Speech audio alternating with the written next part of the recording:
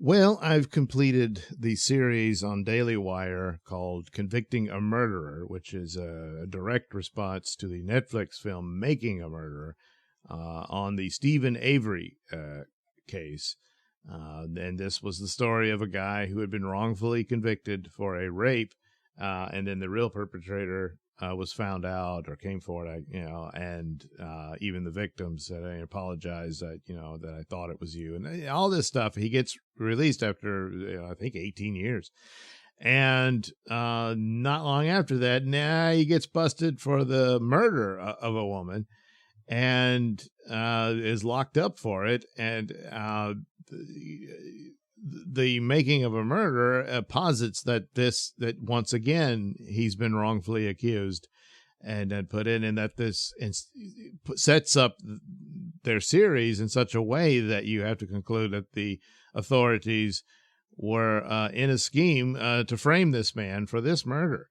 And I ended the Netflix series not convinced of Stephen Avery's innocence. It seemed like an interesting, compelling narrative and whatnot, and some of the other characters seemed rather shady. There was some element about the prosecutor being obsessed with a woman in another case and stuff like that to tarnish his character on all of this.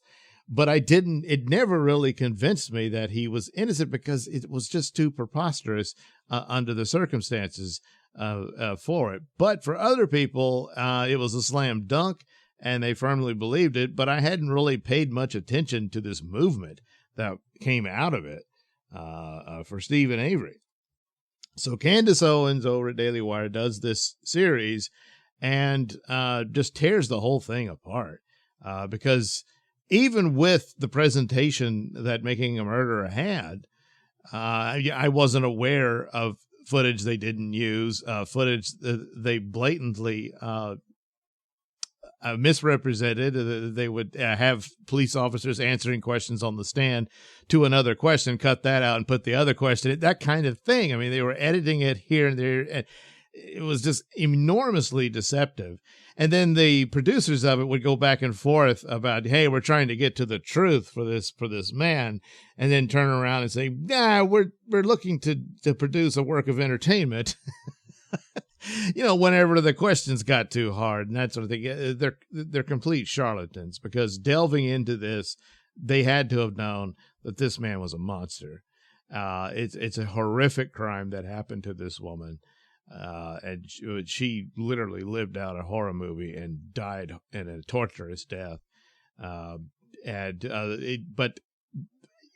that in and of itself is, powerful. I mean, the horrible story here, and that the idea that other people would get involved and try to make this man an angel after what he did is, just absolutely awful. But it's also a compelling demonstration of how narratives can be formed and how they can convince people and manipulate them. And that's the overall story here, I think, from what I got of it. And how once one's married to a narrative, it's very difficult for them to let go of it, and they get very angry and passionate about it. So you had a lot of people here who were just so convinced of his innocence that they just wouldn't tolerate any question of it. Despite that, this film, the series was just a lie. So quite a few of these people who championed the cause, outside of the producers of the film, of course, but they were in chat groups and online and all this stuff, and organized campaigns on behalf of Stephen Avery and trying to get him a new trial and that sort of thing. Even if some of them were subjects of interviews for this film, so if some of them actually watched this film, would it even convince them? Because they're so deeply convinced of the innocence of this man. Right off the bat, you get more of a background about him. I mean, it's like, why would the police initially think of him as a suspect in the original crime? Well, he was a very troubled, violent young man, and there had been some sexual assaults here and there and that sort of thing, even with members of his own family, and on and on and on. He was a good candidate for this sort of thing. But wasn't him in that one. And then years later, it's definitely him in this one. The original series manipulates and that flat outright cuts out, damning evidence against the man, and how he was clearly stalking this woman, getting her to come out and photograph the cars at his, the car junkyard that his family owns, where her remains are ultimately found, and so on and stuff, manipulating his clearly, mentally challenged cousin, I believe, or nephew, and so on and so forth. The story gets sicker and sicker as you go. But there was just tons of evidence convicting. There was no chance at all. Meanwhile, police officers and whatnot, the family members of the victim are absolutely tormented. And some people would go so far as to hold up his innocence as to suggest that they were in on a plot, that the victim was never really dead, that she was paid to leave, just so they could get back at Stephen Avery. One of the officers involved in it was saying, look, the plot never made any sense. He was not in any kind of civil jeopardy from Stephen Avery in any lawsuit against the state. It wasn't coming out of his pocket. And he said, even at the time, this one particular officer said, look, I was actually happy for him because he was innocent in that crime and he got out. And the state should compensate him. So but one thing after another, the blood evidence, the phone logs and so on and stuff that it delves into. And each time where Making a Murderer, edited it or just flat out cut it up, and repeatedly lied. And all the while, in knowing what the real story was and in communication with this man, and had no problem doing this to the memory of the victim and to her family, because they felt that him being innocent was a better narrative and was a cooler story for their documentary. Had they just discovered, well, what do you know? He turns out he is a murderer. They probably figured that wouldn't be as compelling for Netflix, and I guess that they went with it. But that's the interesting aspect of people's reaction to it.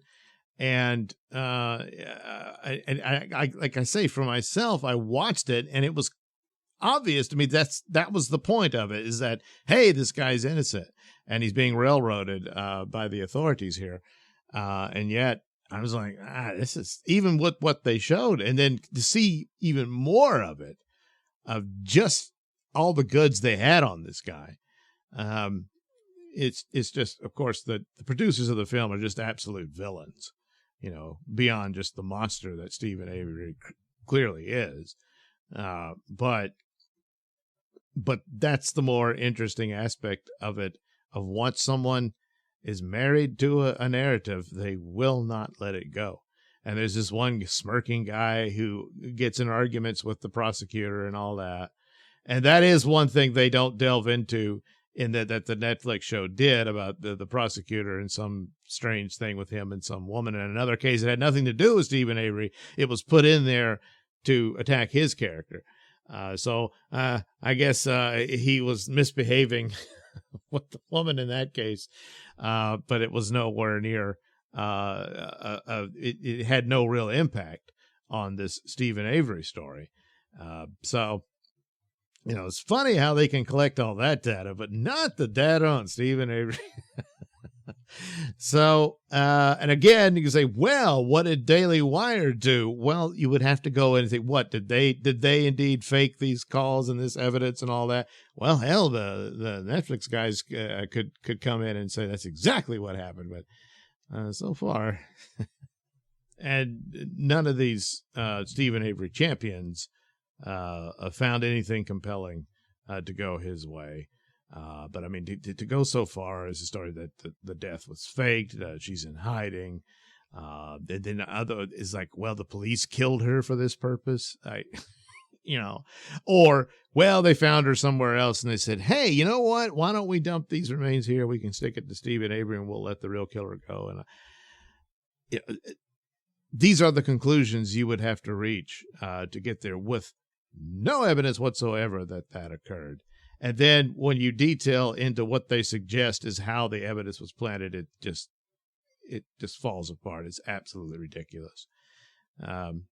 So good on Daily Wire. And of course, Stephen Avery's a monster and he's in prison and hopefully he rots there. But villains here are the producers of that film series who knowingly did this. The other people who are they see the presentation as it is. They have their own fears of authority, which I understand, and that's compounded with this, and they become convinced and true believers in it. But the producers, they don't get any kind of pass on this whatsoever, because they had the footage. They knew the details of the case. They knew this man was guilty as sin. And then their wishy-washy things, well, we're just entertainers and stuff. We never really were intending to draw a conclusion. No. They're all very sympathetic to him on phone calls with him and all that sort of stuff.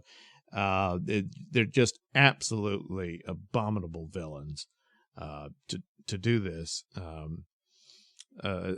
Most importantly to the victim's family, so it just opens the wounds again with stuff like this. And then the people that Making a Murderer portrays as villains get tormented by these people who think they're seeking justice against these nasty people who framed a man, so yeah, they're just absolute villains. And but again, what if Daily Wire is pulling the wool over my eyes? I doubt it. You would have to go in and conclusively determine that they too faked footage and all this sort of thing. Doesn't seem very likely here. So I do recommend watching the series. It's very thorough and quite compelling, despite being a very dark and terrible story. But I think the first episode is up for free on YouTube, but the rest of it, of course, is at the Daily Wire. And I don't know if the Daily Wire has a distribution model in which there could be DVDs and Blu-rays of their shows, movies and whatnot they do. I don't know, but this is like a documentary series rather than some of the movies they've done. So I don't know, but you could subscribe for a bit and check it out, but to see it, because I do recommend it.